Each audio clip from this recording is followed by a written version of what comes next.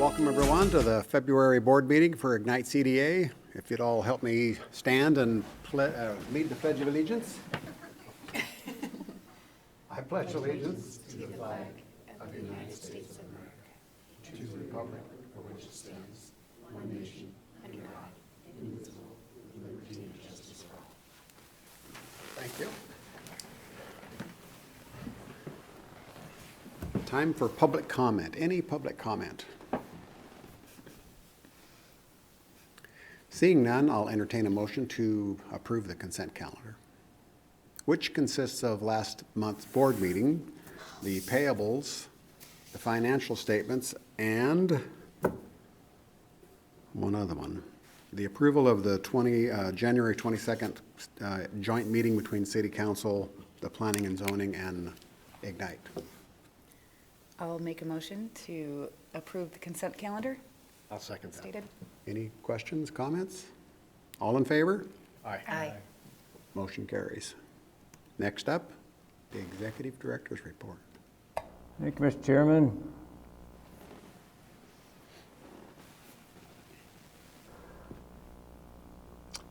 Just kind of give you a little bit of background on this agenda item.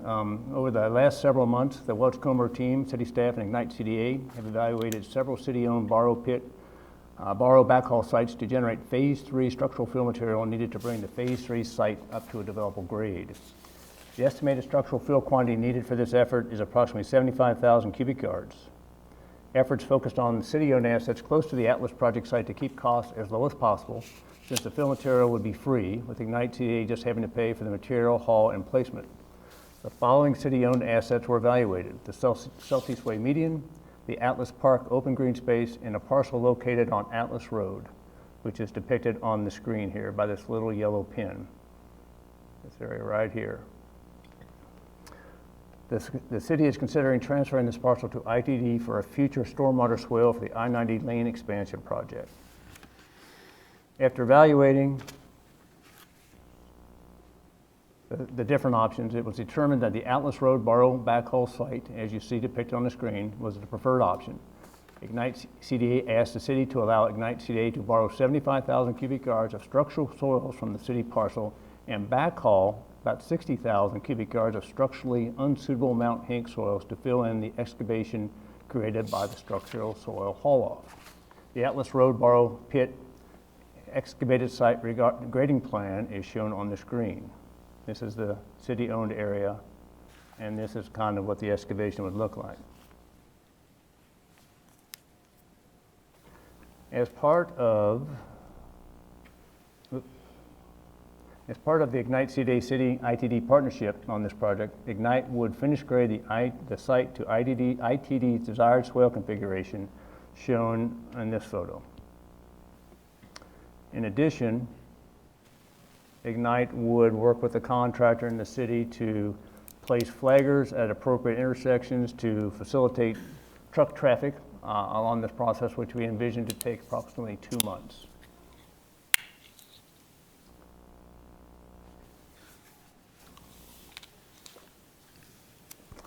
This action item for board consideration is contingent upon City Council's approval of this initiative. At their council meeting last night, City Council discussed this initiative and decided to table this issue until their March 5th, 2024 meeting. The reason for postponing a decision on this issue was Council's desire for additional site-related information and a more definitive arrangement with ITD on the ultimate use of the property parcel.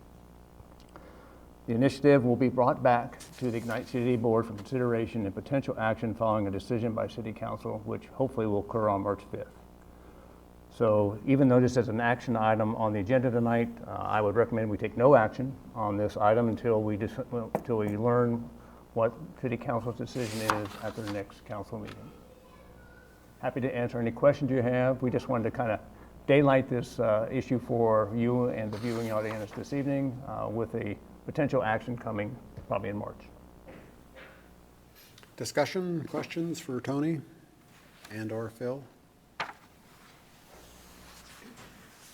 Tony, if this does not get council approval, what's the fallback? The fallback is that we will search for open market fill materials that we can find. We don't know where those are at. We don't know how much they'll cost, and we don't know what the timing might be. We've been working with the city on these initiatives because the city owns some assets that are close by, and we can get the material working with a partner in a timely fashion.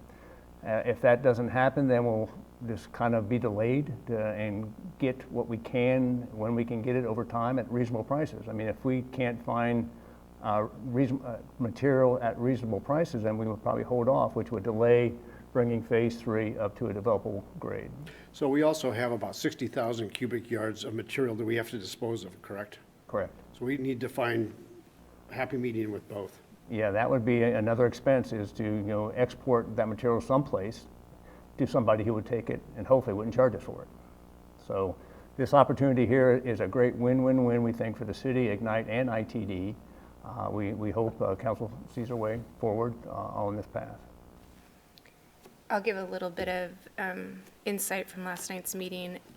I think 2 council members in particular really would be more comfortable moving forward if we had a letter of intent or an MOU with ITD on that property. Does that summarize it accurately, Tony? That's fair. And so in this next 2-week period, the hope from council is that the city team comes back with, or Ignite comes back with a letter of intent or an MOU with ITD.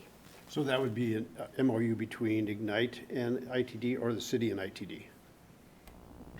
We still need to work that out. We think it might make more sense between the city and ITD, since those are the primary players, but we will follow the city's lead on what they think needs to happen. Thanks for that update. So the next item on the agenda is just a general update on the Atlas project that Mr. Phil Boyd from Mochcomb Engineers will provide. Thank you, Tony, Chairman Hoskins, and board members. Let's see, this will be a pretty brief update. The big one is our PUD Amendment number 4 hearing is postponed again, because I think many of you might be aware of the city's challenges they have with their computer system. And so it's postponed our hearing to March 5th. So I don't know that it is a gigantic impact to our project, so there wasn't any critical path element associated with that, but we're on March 5th, so we'll keep moving forward. Bill, Yes, Tony said it's March 12th. I thought it was March 5th. I had written down in my, oh, that's when we're supposed to send her the, never mind, it's March 12th, sorry.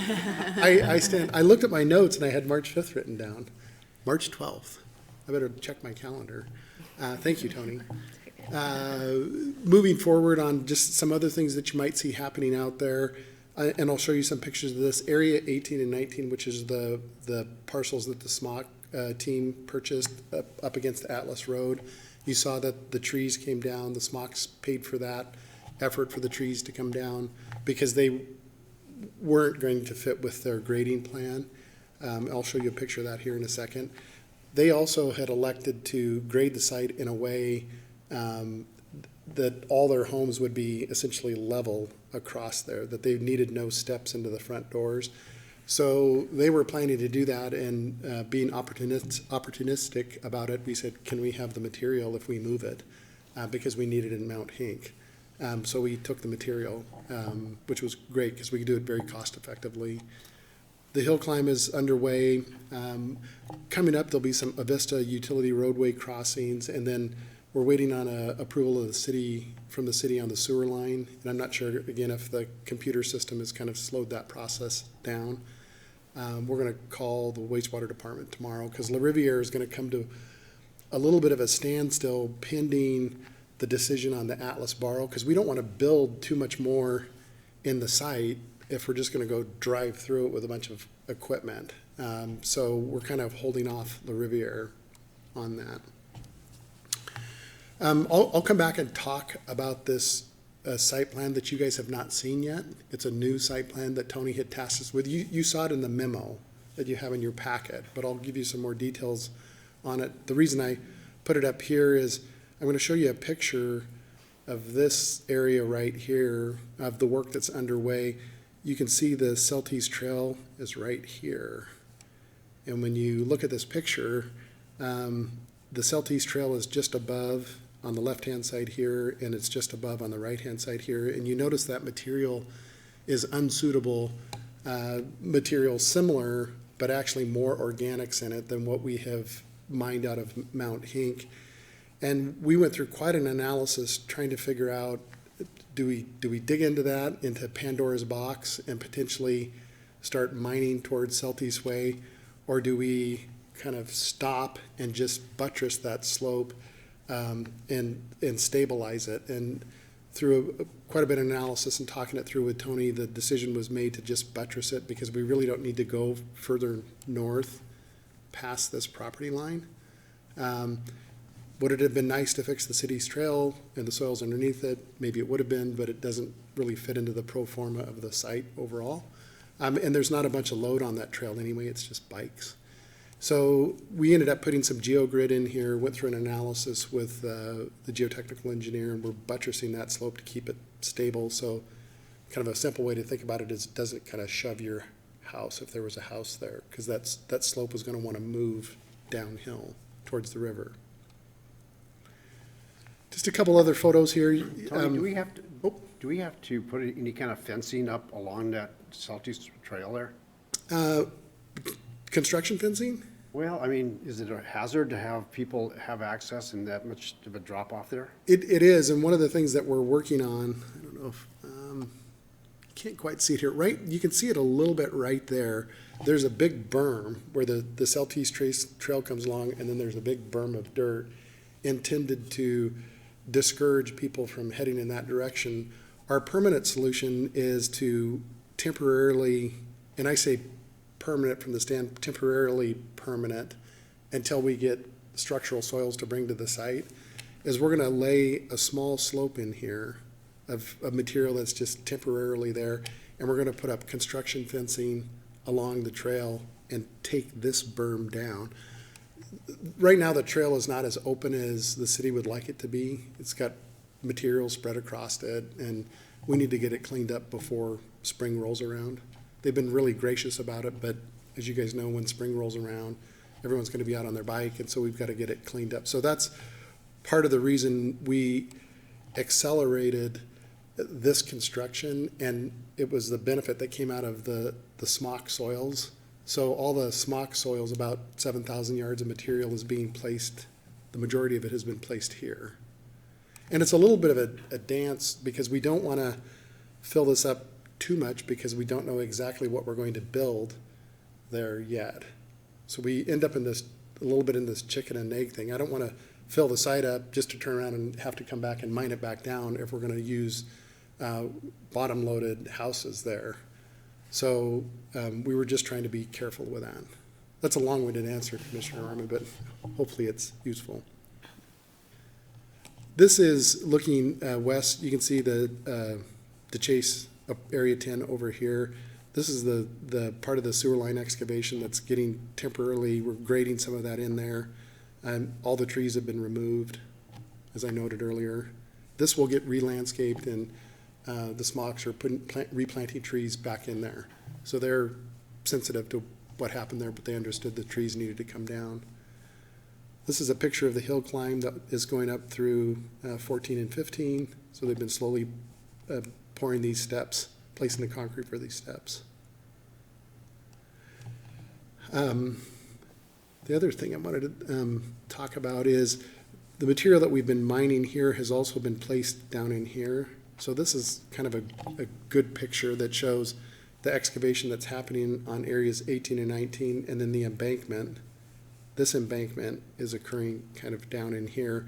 And really what we are attempting to do is prep the site for a big import project that we hope gets approved in 2 weeks, because we're all geared up for it. In the memo, Tony mentioned that when we had been vetting these ideas with the city, do we borrow out of Southeast Way? Do we borrow out of the park and backhaul unsuitable material to that, structurally unsuitable material, not contaminated soils? And then we identified the Atlas Road. The challenge is we have never really had a clear vision on what we're going to do with phase 3. because is it attainable housing, which the product type, the buildings themselves would be different, and they would look like this. You might remember this. This is like an 8-plex, because we were trying to figure out how to keep the construction cost of the vertical element low, as well as keeping the site costs low. When the feedback from city council was kind of like head in the market rate direction, Tony said, well, let's develop a market rate layout, which is what this is. And so it's very similar to what you've seen before. These are actually modeled off of the Butler Twin Homes. So we actually took examples of product that is being built now, footprints, and in theory represents the market. And so we laid in these lots here. These are small townhomes similar to what Toll Brothers has, but they won't obviously be at that price point because they're further north away from the river. We show all twin homes in here, but there's the potential, particularly along the trail here, that does it make sense to go put in single-family homes? That analysis hasn't been done by Heartland yet, because I don't want to say Tony has the reins on us, but it's kind of, there's no point in moving forward and spending money on some of this analysis unless we know we're really headed in that direction. So if council says, yes, you can mine out of Atlas Road, we'll probably head in, and there might be 2 permutations you guys see of this in the future. But I wanted to show this one just so you guys are up to speed on it, where it came from, and if you had any questions on it. Phil, how many units for this new? So this is actually 56 twin homes and 28 townhomes. So there's 84 units in here. And the one other thing that Troy Tymason had asked us, or Tony, and Tony related to us, is could we figure out a way to perhaps have a public safety option in the site? And so we have done that, and this is the public safety option. And we just took the Fire Station 4 on Atlas Road. So if you hit up Atlas Road on the right-hand side, it's Fire Station 4. We just laid Fire Station 4 in here, and this site is agnostic on whether it gets townhomes or whether it gets Fire Station 4 on it, or some other, if there was a public safety building, a police building, or whatever they wanted to put in there. So Tony had asked us to put that flexibility into this site plan, and you can see if it's a fire station, the fire truck would come in here when they're returning, pull through the garage. When an event happened, they would come out this way, and there would have to be emergency stop signals here, so it would stop the traffic both here and here, so the fire truck could come out and go straight through the Michigan left and head westbound, or it could come out and head eastbound. But it would stop the traffic on Celtice Way, but those would only be actuated by the fire truck, the fire department. So this is kind of and obviously this is a work in progress. Again, Tony kind of keeping the reins on us. We only want to go far enough to figure out how much soil material we need to borrow from the Atlas Road site. So we feel kind of plus or minus 10%. So, there might be another 7,000 to 10,000 yards. That way might be either short or fat on this, but we won't know until we get into detailed grading design on this. Phil, while you have that graphic up, if you could just show the board Area 7. Oh, yeah. So these units are, after we talked about, how we're going to kind of rehab Phase 3, these units are pretty much ready to go, regardless of what we do on the fill, import-export behind them. So our plan is to bring an RFP to the board in March to go ahead and try to get these out as single family. Heartland says that single family market is still good, and that these would be a viable RFP to put out to see what the market will do for that. So we plan to bring that forward in March, just to give you a heads up. How many units are there? 13. 12 or 13, I guess, depending on whether we decide to put this hill climb through here. Back to this one, the hill climb I showed earlier is the one that continues all the way from Celtice Way down to the waterfront trail here. This was also a hill climb route that was intended to go up this direction. We're not convinced that it's absolutely necessary, because you have a half, if you're coming down this way, you have a half block to walk to get to this way. And we have this big primary route, which will probably put some signage up here, that says Atlas Waterfront Park that way. So I'm not sure that it's worth burning up this lot in here. Phil, how many square feet of green space is there in the center there? In here? Yeah. I wish I knew the square footage. I can tell you how much unsuitable material it will hold. It'll hold about 10 to 15,000 yards of unsuitable material, because, and this was actually a question that came up at council last night, is, what happens if the 60,000 yards of unsuitable that we're estimating turns into 70,000 yards, and we don't have a place to put that at Atlas? This is our hedging site here, because it doesn't need to be structural in this court. So I don't know the number off the top of my head about the square footage.